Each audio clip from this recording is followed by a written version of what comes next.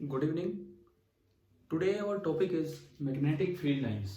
हमने बार मैग्नेट के बारे में कुछ पढ़ा लास्ट टाइम शनिवार तक, तो आज से आगे हम पढ़ेंगे।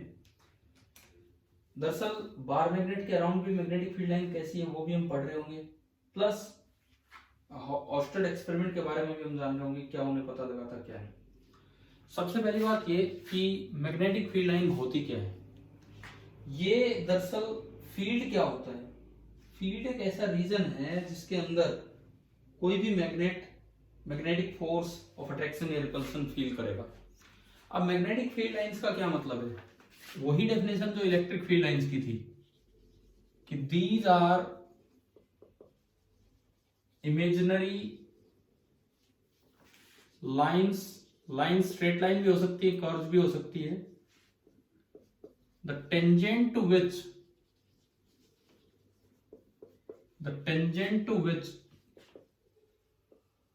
at any point gives the magnetic field direction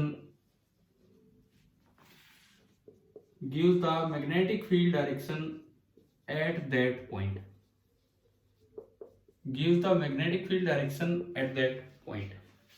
अच्छा, इसको बनाने का तरीका क्या है। ये वही है जो आपने इलेक्ट्रिक फील्ड लाइंस पढ़ी थी, बट इसको बनाने का तरीका क्या होगा, किस तरह से हम ये लोकेट करें कि भाई किसी जैसे बार मैग्नेट के लिए मैं बनाऊं तो कैसे फील्ड लाइंस बनेगी। आप अगर एक बार मैग्नेट लेते हो, ये उसका नॉर्थ पोल, ये उसका साउथ पोल, ये उसकी एक्सिस लाइन बोली जाती है और ये उसकी इक्वेटोरियल लाइन, ये हम पढ़ चुके हैं मैग्नेट में। तो देखो, यूं पाया गया है कि अगर आप मैग्नेटिक कंपास लेंगे, कंपास मतलब मैग्नेटिक कंपास में एक छोटी सी मैग्नेटिक निडल होती है, और हमने पढ़ा था स्टेबल इक्विलिब्रियम का मतलब है कि जब मैग्नेटिक मोमेंट बी की डायरेक्शन में आ जाए तो जिधर भी वो निडल गई वही बी की डायरेक्शन होगी। तो अलग अलग जगह जब मैग्नेटिक कंपास रख के देखा गया तो ये पाया गया कि ये लाइंस मैग्नेट के बाहर तो निकलती है नॉर्थ से और यूं आती है साउथ की तरफ। ऐसी ये लाइंस इधर भी यूं ही होती है, परंतु ऐसा नहीं है कि इसके अंदर एग्जिस्ट नहीं करती हैं। ये लाइंस इसके अंदर भी एग्जिस्ट करती हैं, ये लाइंस इधर से भी ऐसे इसके अंदर भी एग्जिस्ट करती हैं। मैग्नेटिक कंपास रख के तो देखना पॉसिबल नहीं है मैग्नेट के अंदर, बट और तरीकों से पता लगाया गया तो पाया गया कि ये magnetic field line close loop होती है जो मैग्नेट के अंदर भी एग्जिस्ट करती हैं। South pole is equal to negative charge, इसका मतलब फील्ड लाइंस इस पे आके यूं आ रही होंगी। North pole is equal to positive charge, तो इसका मतलब यहां से फील्ड लाइंस दूर जा रही होंगी। लेकिन मैग्नेट के अंदर उल्टा काम है, मैग्नेट के अंदर साउथ से दूर जा रही है और नॉर्थ की तरफ जा रही है, जबकि इलेक्ट्रोस्टैटिक्स में ऐसा कहीं नहीं होता था। तो ये होती है magnetic field lines around bar magnet. अब देखो, अगर हम इन फील्ड लाइंस की कुछ प्रॉपर्टीज की बात करें, जैसे मैंने अराउंड बार मैग्नेट तो आपको समझा दिया, बट अगर मैं इसकी कुछ प्रॉपर्टीज की बात करूं तो लगभग वही प्रॉपर्टीज जो आपकी इलेक्ट्रिक फील्ड लाइंस में भी थी कि मैग्नेटिक फील्ड लाइंस बाहर, मैग्नेट से बाहर तो कहां से निकल रही है, emerging from north pole and entering at south pole. जैसे वहां होता था पॉजिटिव से निकलेगी और नेगेटिव पे आएगी। दूसरा एक प्रॉपर्टी वहां पड़ी थी कि they can not intersect each other, ये बात यहां भी है। Two magnetic field lines can never intersect each other. अगर ऐसा हो गया कि ये दो लाइंस हैं तो पॉसिबल ही नहीं, क्योंकि इस पॉइंट पे फिर फील्ड की डायरेक्शन डिफाइन नहीं हो पाएगी। तो ये तो बात हुई डायरेक्शन से रिलेटेड। एक हमने ये भी पढ़ा था कि कहीं लाइंस अगर पास पास हैं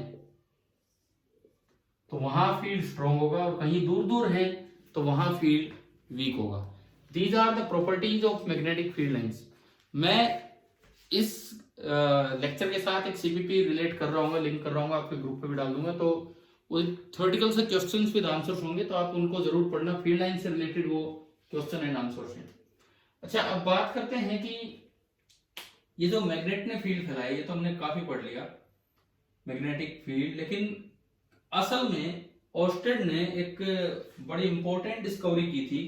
दरअसल अब हम उसके बारे में जानना चाहेंगे कि ये क्या थी। ये एक डेनिश फिजिसिस्ट थे, मैं लिखता हूं यहां पे,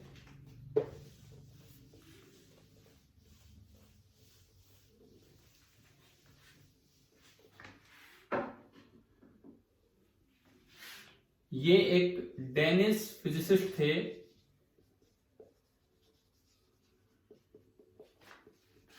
हैंस, वैसे तो हम इन्हें खाली ओस्टेड बोल देते हैं, लेकिन मैं इनका पूरा नाम लिख रहा हूं बिकॉज सरनेम ही हम याद रखते हैं अक्सर। हैंस क्रिश्चियन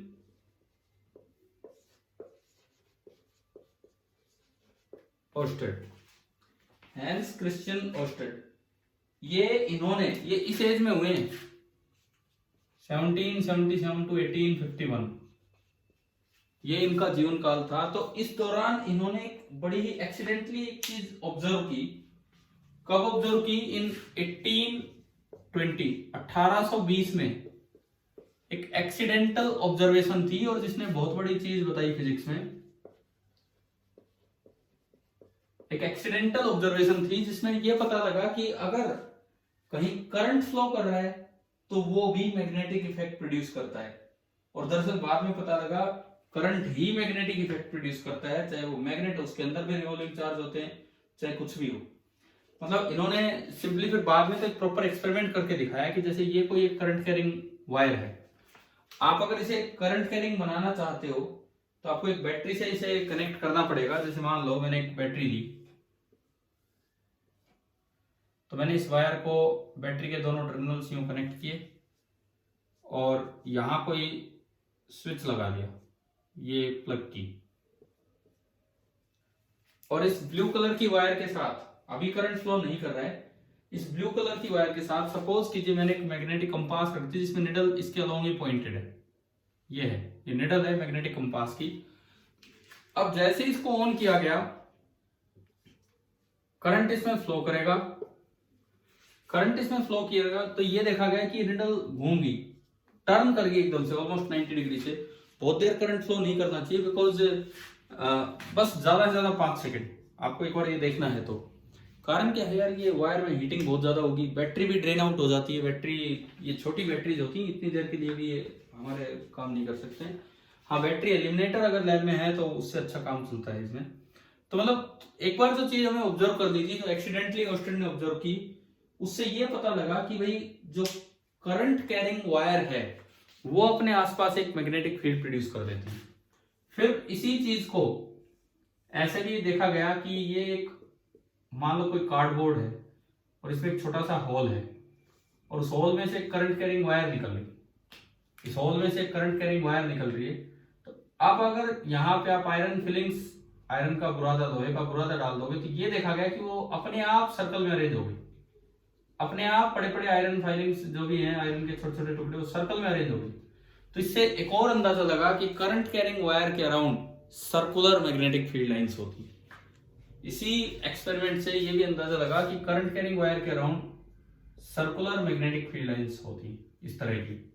ये हम धीरे धीरे आगे लेंगे। तो इस लेक्चर में मैंने जस्ट आपको दो बातें बताई, एक तो magnetic field lines around bar magnet, केवल दो बातें, एक तो magnetic field lines around bar magnet, और दूसरी बात कि करंट ही असल सोर्स है मैग्नेटिज्म का। कोई कहे कि भाई मैग्नेट है, मैग्नेट कुछ नहीं होता, मैग्नेट के अंदर भी एंड्स पे जो रिवॉल्विंग चार्ज हैं कैंसिल आउट नहीं होते हैं, तो वो एक करंट बन गया, उस करंट की वजह से मैग्नेटिक फील्ड फैलता है। यानी कि स्टैटिक चार्ज, चार्ज कहीं रेस्ट पे होगा तो वो इलेक्ट्रिक फील्ड फैलाएगा, चार्ज अगर मोशन में है इलेक्ट्रिक फील्ड तो फैलाएगा ही क्योंकि वो चार्ज है, लेकिन साथ में एक दूसरा फील्ड वो फैला देता है अगर उसके मोशन के करंट के इफेक्ट को कोई दूसरा कैंसिल ना कर रहा हो, केवल उसी का इफेक्ट है, तो वो एक और फील्ड फैला देता है जिसे हम बोल रहे हैं मैग्नेटिक फील्ड। अब मैं इसके साथ एक सीपीपी अभी थ्योरेटिकल क्वेश्चंस का आपको इसके साथ लिंक में दूंगा, आप वो भी पढ़े, आपके ग्रुप पे भी डाल देंगे और धीरे धीरे चीजें आगे बढ़ाएंगे। ठीक है, थैंक यू।